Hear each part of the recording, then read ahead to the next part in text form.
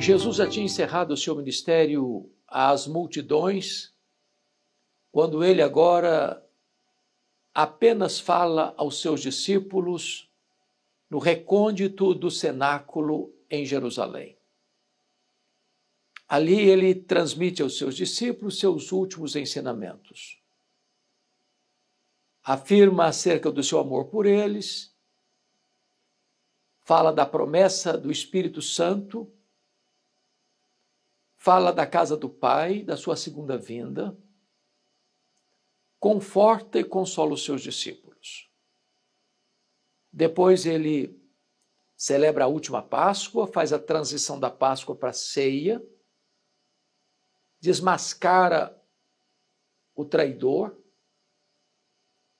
canta um hino e já na boca da noite sai do cenáculo, desce para o Vale do Cedron, sobe, entra no sopé do Monte das Oliveiras, onde havia um jardim, uma prensa de azeite, chamada de Getsemane. Ali Jesus trava a batalha decisiva. Deixa 8 dos seus discípulos para trás, pega Pedro, Tiago e João e vem com eles. E ali ele abre o coração e diz para os discípulos: a minha alma está profundamente triste até a morte.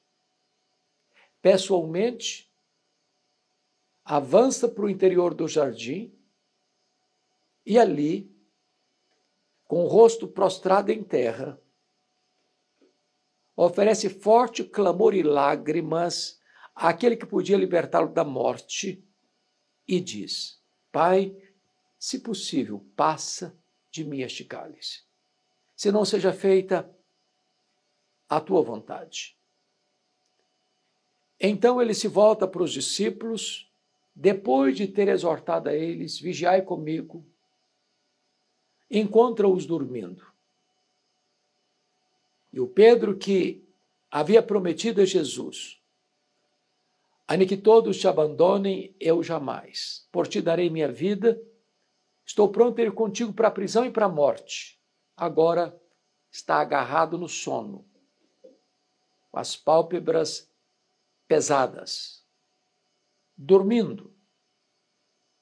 E Jesus não acorda os 3, acorda Pedro e diz: Pedro, nem uma hora pudeste vigiar comigo? Vigiai e orai, para que não entreis em tentação. O espírito está pronto, mas a carne é fraca. Então Jesus volta para o segundo round de oração. E a luta continua, titânica. A batalha é renhida. É uma luta contra as trevas. E Jesus profere as mesmas palavras: Pai, se possível, passe de mim este cálice, sem que eu beba. Senão seja feita a tua vontade. Diz a Bíblia que nesta hora vem um anjo do céu e o consola. Quando ele volta para os discípulos, eles ainda estão dormindo. Jesus volta então para o terceiro round da oração. A luta torna-se mais renhida. Agora não apenas ele molha o chão com as suas lágrimas, mas também com o seu sangue. Gotas de sangue vazam pelos seus poros, banhando a terra com o sangue do Filho de Deus.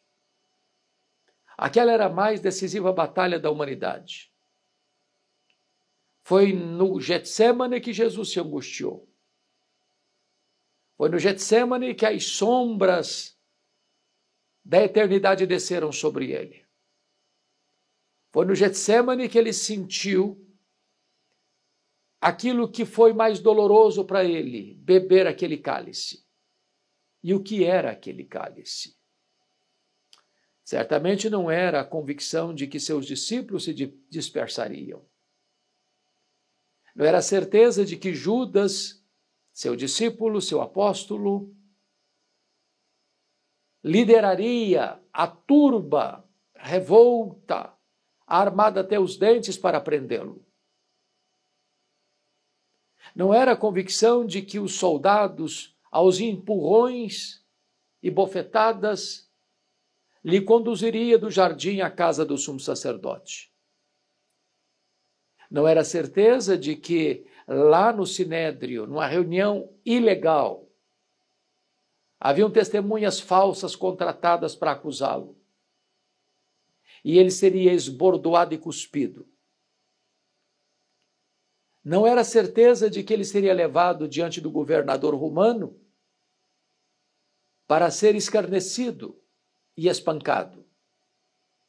Não era a certeza de que ele carregaria a cruz publicamente pelas ruas de Jerusalém rumo ao Gólgota. Não era a certeza de que ele seria pregado naquela cruz nu, exposto à vergonha, sofrendo dores, cãibras e sede atroz. Aquele cálice, na verdade, era a santa ira de Deus, que deveria cair sobre a nossa cabeça. E Jesus sorveu cada gota daquele cálice.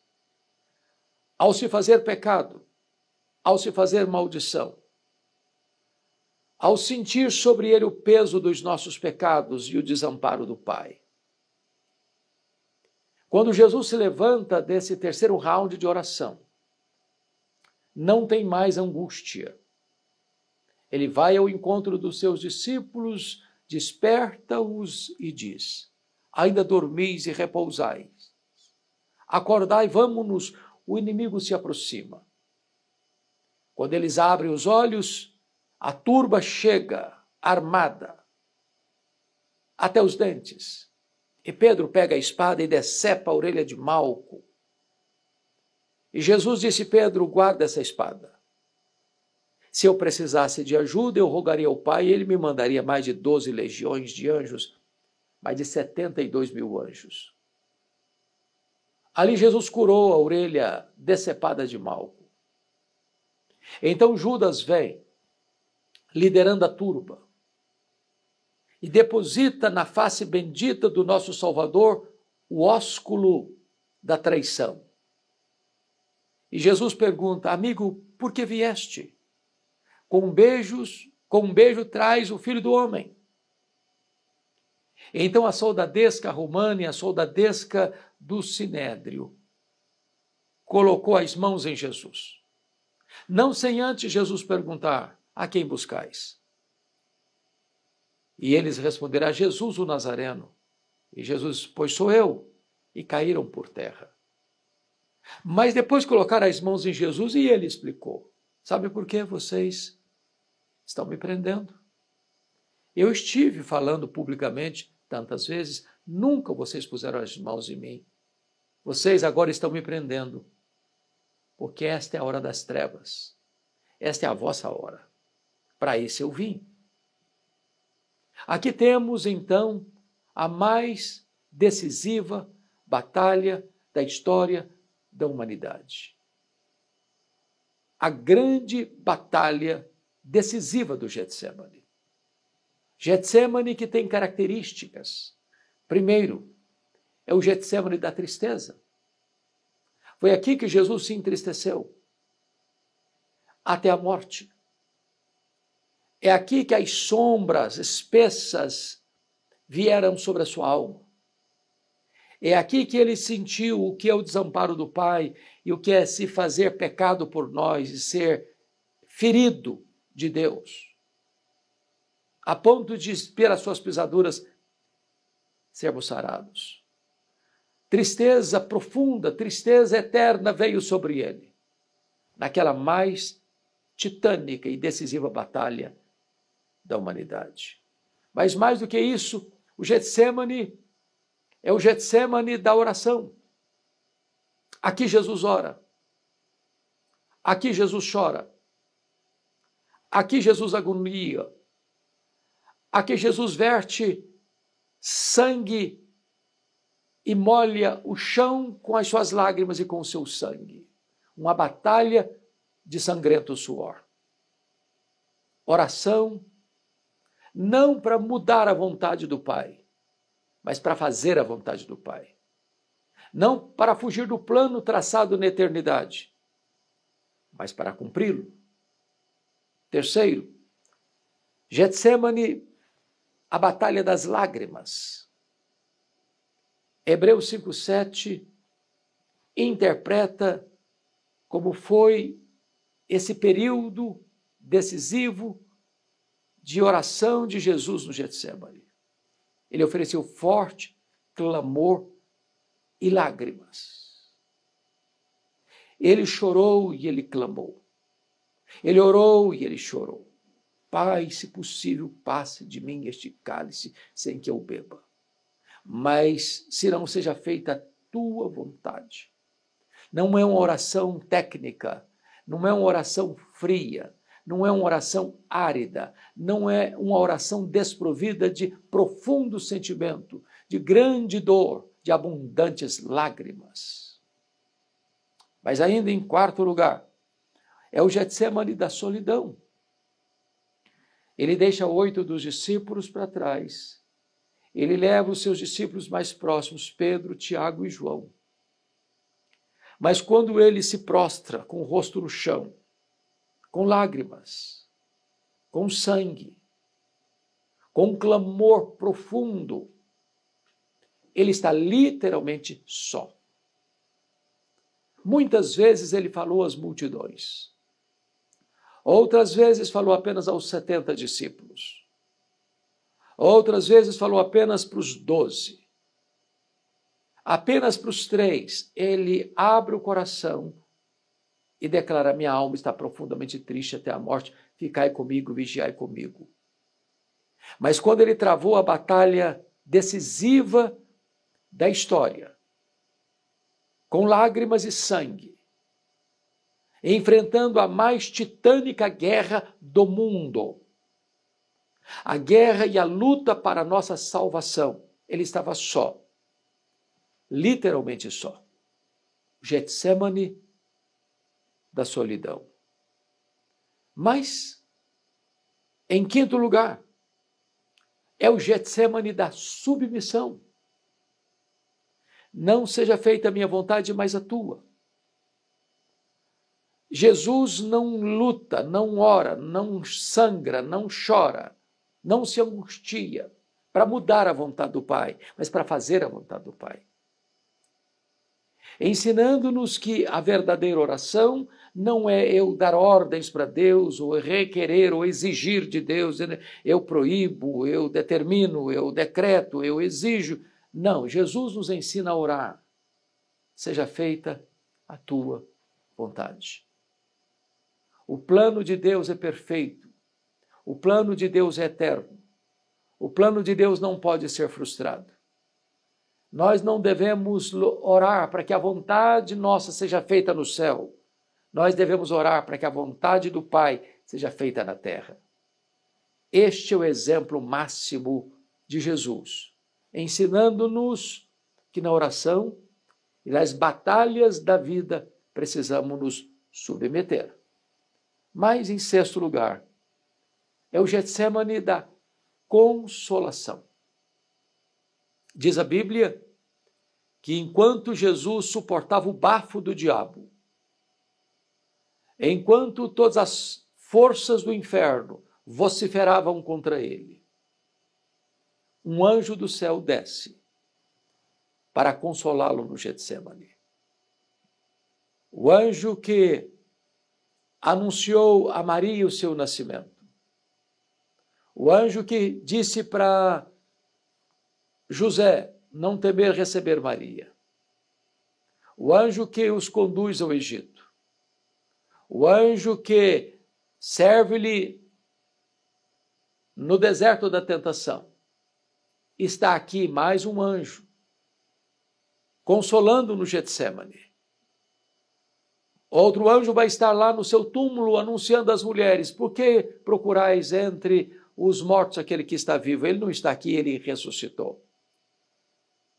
Os anjos que comunicaram que ele foi para o céu, mas vai voltar. Os anjos que nos assistem e nos acompanham como ministros de Deus, estão lá no Getsêmani para consolar Jesus. para refrigerar a sua alma e trazer-lhe o bálsamo do céu.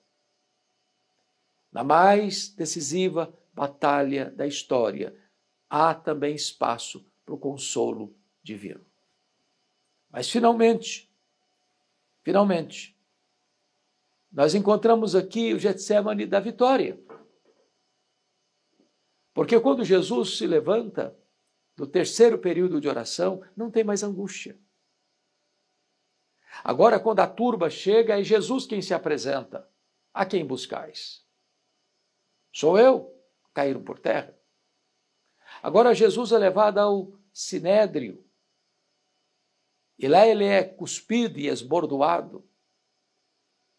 E lá ele é acusado de blasfêmia contra Deus e conspiração contra César. Mas ele está firme como uma rocha, imperturbavelmente. De lá ele é levado ao pretório romano. E ele está absolutamente sereno diante das acusações levianas, diante dos açoites perversos, diante da zombaria de Herodes Antipas, diante da covardia de Pilatos. Ele está firme. Quem está perturbado é o juiz que vai julgá-lo. Ele está absolutamente sereno. Quando ele caminha para a cruz, as mulheres choram. E ele para e pergunta: por que estáis chorando? Ou não choreis por mim. Chorai antes por vós e por vossos filhos.